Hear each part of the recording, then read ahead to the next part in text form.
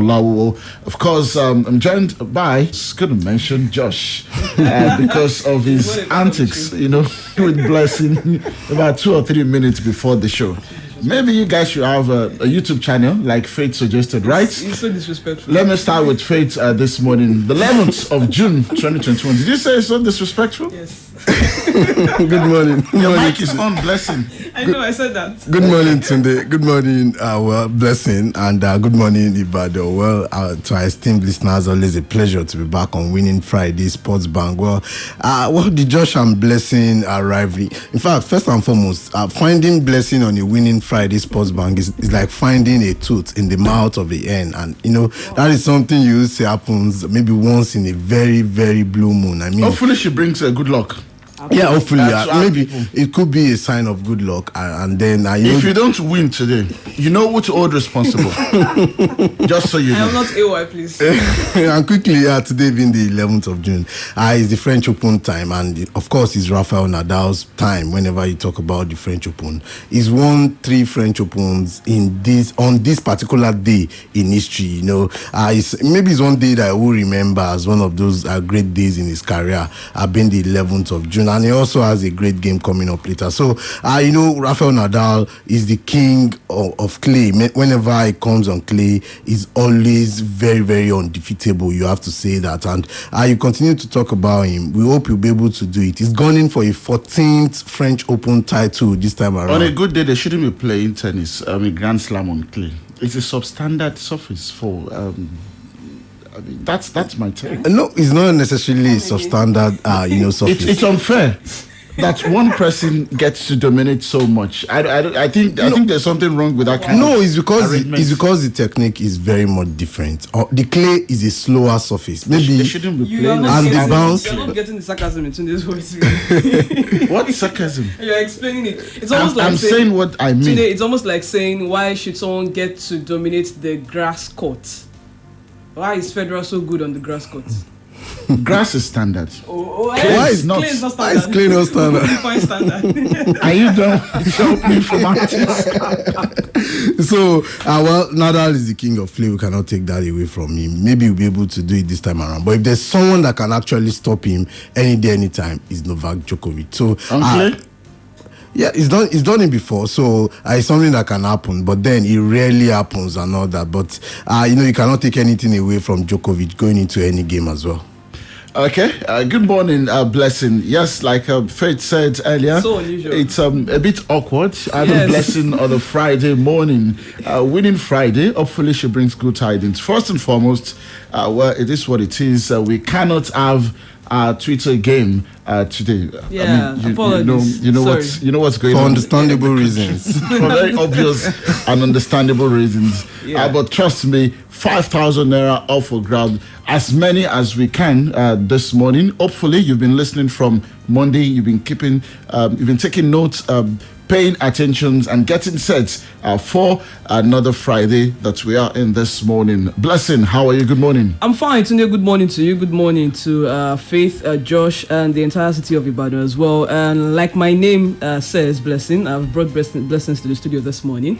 And that's just to tell you that, the questions you'll be having today are just as cheap as it gets. Of course, you must have been listening to Sports Bank all through from Monday till now for you to stand a chance. But it's great to be back here again.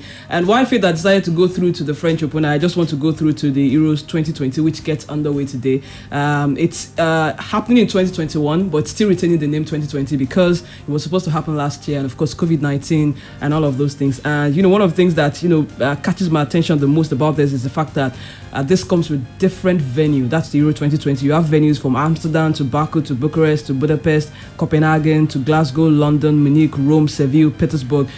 All of those venues hosting Euro 2020. It just tells me one thing: football is back. Not just back because we've been having club football games, but on the international level, and it's great to see the tournament start again. The question is, imagine if we tried that with the African Cup of Nations. Okay, from Abuja to Abidjan, I'm telling you, to Accra, to Johannesburg, to Rabat, to Cairo.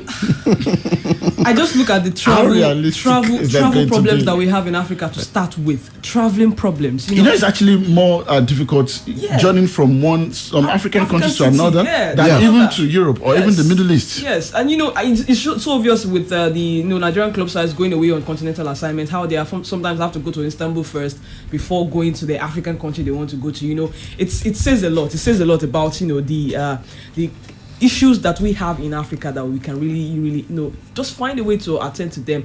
And the moment we do that, it helps what happens at the development of the game on the African scene. Okay, just to let you know that you can catch us live on our Facebook fan page this morning, Splash 105.5 FM, and let's do this together. Yes, well, starting our business with the French Open, Czech Barbara Krejcikova showed incredible spirit to beat Maria Sakkari in a classic French Open semi-final and reach our first Grand Slam final. Krejcikova won 7-5, 4-6, 9-7 with our fifth match point after serving one herself in a dramatic match lasting over 3 hours.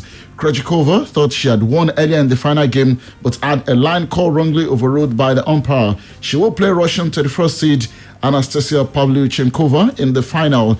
Pavlyuchenkova continued a late bloom at the French Open to also reach our first Grand Slam final, beating Slovenia's Tamara Zidansek 7-5, 6-3 on the Paris clay. Pavlyuchenkova was a dominant junior player but had never reached a Grand Slam semi-final. And from that, straight to athletics, where Dina Escher-Smith won the 200 meters in a season's best time of 22.06 seconds at the Diamond League meeting in Florence. Escher-Smith, the 200-meter world champion, powered to a commanding victory at time 0.03 seconds outside the fastest this year, run by Shanmila Hibo. The Briton has already won twice in the 100-meter this season as she builds towards the Olympic Games in Tokyo, which begins later in the month of July. Laura Meir came third in a stunning 1,500-meter race won by Sifan Hassan. Britain's European champion Meir, Kenya's Olympic champion Faith Kipyegon, and world champion Hassan of the Netherlands were all in contention in the final lap. South African Akani Simbine edged out Britain's CJ Uja in the 100 meters to win in 10.08 seconds. Well, still talking about athletics, but this time around a bit of politics. Performance Director of the Athletics Federation of Nigeria, AFN, Gabriel Okon, will not be part of the new board when election into the nation's athletics governing body holds on Monday in Abuja. He allegedly stepped down for one of the presidential aspirants, Tony Okowa, in the race to produce the South-South zonal representative yesterday. However, there was a twist in the run-up to the polls yesterday when immediate past AFN President Ibrahim Gosso warned stakeholders against holding or attending the Abuja elections, saying World Athletics and Confederation of African Athletics say will only recognize the polls he is organizing in Kebbi State, meaning that we are far from seeing an end to what I would call the bricksmanship going on in the Athletics Federation of Nigeria. Blessing. And you'd really think that the fact that the World Athletics and CAA ordered for a new election, maybe that would be the end of it. But, it's all about two different boards saying, okay, you know what, we are the ones with the right to organize the election. The other one coming to say, you see, we are the ones with the right to organize the election. So I feel like we might not see the end of this yet because there's going to be parallel elections, one in Abuja, one in Kogi State. But then the question is, which one exactly is the WA and the CAA going to be observing? Because there has to be observers, in this. But that will determine. But I just hope that we can put whatever it is that that's causing so much trouble behind us and move forward for the sake of the athletes, for the sake of the athletes. Because going into the Olympics now, the question is who is going to take them to the Olympics. Of course, I understand it is the duty of the sports ministry, but of course, the place of the AFN cannot be, overruled as well. So I just hope that on Monday we won't be having, stories of parallel elections. I remember parallel elections in basketball as well, which led to us having Tijani Umar. At some point was claiming he was the president, and Musa Kida at some point before Umar eventually had to, step down finally and allow Kida take over. Talking about how this affect the athletes. I mean, we know, Faith. Let me come to you on this one. Whatever it is that happens, with regards to this, our athletes, the qualified ones will still participate at the Olympics. Do you see this affecting them significantly? Yes, you cannot take anything away from that. They've always said that when two elephants are fighting, then the grass will always suffer from that, and it's a very, very huge disappointment that this is what we're still talking about in 2021 in the world of sports in Nigeria, having two different factions. I remember talking about the athletes. I remember the Olamide George faction organizing a competition somewhere, at the Ibrahim Gusso faction organizing another one, I think in Akure and all that. The athletes were caught in between which one of the competitions to attend, simultaneously. That is something very, very alarming, and it's something unbecoming of a huge sporting nation like Nigeria, where we are still having that kind of problem at this point in time. There's no way you will not have the ripple effect on the athletes going into the Olympic Games, where they should be focusing on other issues, logistics, how we're going to do so well, what are the records, what are those things we have at stake. But then it's so unfortunate that we are talking about administrative issues, boardroom issues at this point in time, especially with athletics being a huge medal hopeful for Nigeria. That is something very unfortunate. About 60% or thereabouts of Nigeria's total have that kind of stand. Even when those ones ban, I mean, it doesn't generate as much buzz generally outside of maybe people who are inclined into sports. It doesn't generate. You hardly get maybe the president of Nigeria or the Senate president calling them to say, I think it's down when to you have big tournaments, that you are missing out on because of a ban. I think it's down to the strength of the body itself. Yes. Our world athletics is not as strong as FIFA financially, so maybe that is athletics is also not as strong as football. So maybe you're as strong as the game that you represent or you govern. Yes, indeed. Okay, we're moving on. Sports Bank Nigeria are on the verge of an ignominious exit from the Women's African Handball Championship after a second straight loss time, this time to host Cameroon on Thursday. The women who had lost their Group B up now to DR Congo on Tuesday had no answers in the face of the superior firepower of the host as they crashed to a 31-19 Aden. DR Congo led the group after they routed Kenya 42-16. Cameroon are second with Nigeria and Kenya, who are also without a win, occupying third and fourth in the table. Nigeria can still qualify for the quarterfinals, but they must defeat Kenya in their final group match and hope the result is good enough to see them finish among the two best losing teams. Well, Fidelis Ilechukwu has refused to blame a burgeoning injury crisis for his side's loss to Akwa United on Thursday, laying the blame for Atlanta's 3-1 defeat to the leaders squarely on his players' penchant for defensive blunders. Well, Charles Achimene's first half double was reduced by Chijioke Akuneto before John Obong Friday sealed the win for the hosts with 17 minutes left on the clock. The win returned Kennedy Boboye's side, now unbeaten in 16 games, to the summit of the MPFL on 49 points after 26 games, just one ahead of second place Kano Pillars, who they face in a potential title decider at the weekend. For Atlant, it is now 5 games without a win after winning the previous 3. And while Ilechukwu admits to small challenges with regards to their recent performances, the former MFM gaffer said Akwa United were just better on the day and insists his side has acquitted themselves creditably this season, considering their poor stats and off-field challenges. I think we still have small challenges, which I think we are going to address very soon. Looking at the team performance today, but not too bad if you look at the challenges of the team from where we start from fever band, not signing players and some other thing. To me, I think the boys not doing badly, but so far so good, because when you want to play a team like Akwa United, you must prepare very well. So today's game, I think I give it to Akwa United. Coach of Atlanta, Fidelis Ilechukwu, speaking there. The Owerri side are 11th, just a point from the top half of the table, and a far cry from when they looked certainties for relegation after a horrendous start made worse by transfer ban over months of unpaid salary and boardroom wranglings. Now, Denisha Blackwood's goal was the difference as Jamaica condemned Nigeria Super Falcons to defeat in the opening WNT Summer Series Invitational at the BBVA Stadium in Houston on Thursday night. Blackwood scored what proved to be the winner 6 minutes after the restart to get the Reggae Girls off to an impressive start in the Four Nation tournament. It was redemption for the Jamaican forward after a 26-minute spot kick awarded after Glory Ogbonna fouled inside the box was saved by Falcons goalkeeper Tochukwu Oloyi. The defeat was a first for the Super Falcons American head coach Randy Waldron and a first for the team since a 3-0 defeat to Germany in 2019. Their next match is against Portugal at the same venue this Sunday. So they should, redeem themselves. Let me just put it that way. In the Euros, as mentioned earlier by Blessing, Group A, it's going to be Turkey versus Italy. Meanwhile, Spain defender Diego Llorente has tested negative for COVID-19 and could rejoin training today if further tests are negative. And quickly from the world of transfer, Manchester United have had a £67 million bid for winger Jadon Sancho turned down by Borussia Dortmund.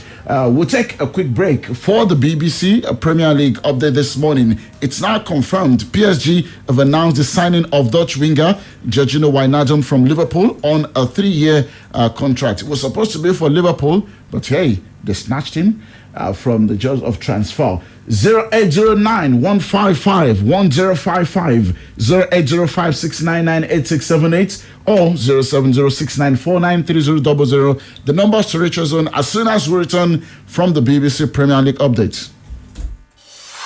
BBC Premier League update from the home of Premier League football. Hello, I'm Andy Barwell at the BBC Sports Centre. Manchester United have had a £67 million bid. That's a $95 million offer for the England winger Jadon Sancho, turned down by Borussia Dortmund. The German club want another £10 million, $14 million for the 21-year-old player, with an additional bonus on top. And BBC Sport also understands that in addition to the fee not being high enough, United wanted to pay it over 5 years, Dortmund over 4. The Old Trafford club are now considering their next move. Well, Sancho has said that playing in Germany has played a huge part of his success on the pitch, but his immediate concern is being part of England's challenge in the rescheduled European Championship when their adventure starts this Sunday against Croatia. And Sancho is looking forward to linking up with Tottenham's Harry Kane and Manchester City's Raheem Sterling on the pitch. Yeah, I feel more involved in the camp. Obviously, coming in at 18 at such a young age, it's always nerve-wracking, getting called up and playing the likes of Harry Kane and Raheem Sterling, always watching them on the TV when I was younger, and to be playing with them now is just it's an honour and a dream come true, really. The Tottenham Hotspur defender Simon Davies was part of the Wales team who reached the semi-finals at the last European Championship tournament in 2016. This time Wales start off against Switzerland on Saturday, and Davies says that they won't be underestimating their higher-ranked opponents. They've been there, they've done it at this level before, so we're the novices coming up against them this time round. We're probably the underdogs going into the game, but we'll take that position just like we were last time. And the Premier League will use thicker lines when using the video assistant referee to assess offside calls next season. The changes hope to eliminate more of the marginal offsides, which led to huge criticism in the last campaign. For more football news on the BBC, go to bbc.com/football. BBC Premier League update from the home of Premier League football.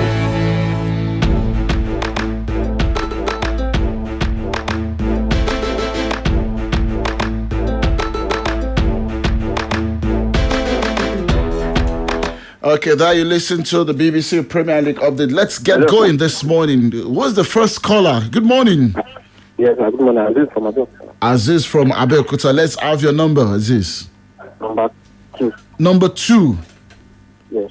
Okay, Wolverhampton Wanderers' new manager, Bruno Lage, started his coaching career at the age of 21.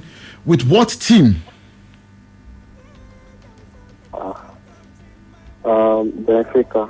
Benfica. That's your answer, right? Yes. I'm sorry, that's not correct. Victoria Setúbal is the correct answer. Thank you for calling. Let's see if we have somebody else on the line. Hello, good morning. Hello, good morning. Yeah, Odeji Latif from you. Odeji Latif, your number, please. Number 4. Number 4 says Naomi Osaka again pulled out of a tournament this week. Tell us the name of that tournament. It's as easy as it gets. French Open. Did you get my question? I'm going to help you. Naomi Osaka again pulled out of a tournament this week. What tournament? This week. French Open didn't start this week. I'm sorry, I can't do more than this. The Berlin Open. The Berlin Open. Wow, what's going on, guys? I mean, Blessing has brought a lot of blessings, and you guys are not taking advantage. Maybe just this last one. Hello, good morning. Hello, good morning, Mr. Sunday. Yes, good morning, sir. Your name and where are you calling from? Joseph from Road. Okay, Joseph, your number. Number 5. Number 5. I thought you were going for number 1. Okay, the Super Falcons of Nigeria are in the US for the 4-nation Summer Series competition. Mention the other nations participating. That's the 3 others. United States, Jamaica, and Portugal. Because that's simple and straightforward. Okay, Joseph. Where's my bed? Maybe if you had gone for number 1, maybe you wouldn't have won. I told you I brought the blessing. So, Joseph, congratulations. So, I need you to reach out to me on Instagram. Tunde Olawuwo is my ID on Instagram. Sorry, I'm not on Instagram.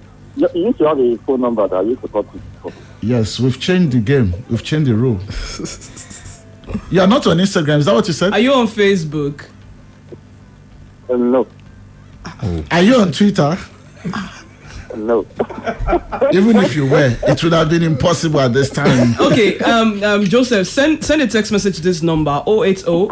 Are you taking it down?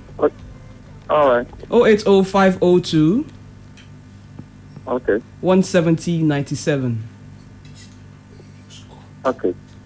With this number that you used to call. 080 502 170-97. I'm taking down the last 4 digits of your phone number, so you have to be with this number. All right. Joseph, next time you must have an Instagram page. This is 2021. Thank you so much. We need to leave our fate, Adedeji. Yeah, it's been a pleasure. Looking forward to the game between Turkey and Italy in the European Championship later today. Okay, a blessing forward. Thanks for having me. I'm looking forward to the semi-final game between Rafael Nadal and Novak Djokovic. Blessing is predicting Nadal a win for Nadal. Yes. That's a tapping. That's a very easy prediction. Thank you so much. You catch more of this tomorrow at 12:30 on the program World Sports. Please don't miss out on that one. My name is Tunde Olawuwo. This morning worked alongside Josh. Have a great Friday. Bye-bye. Splash FM 105.5. What do you need na safeguard?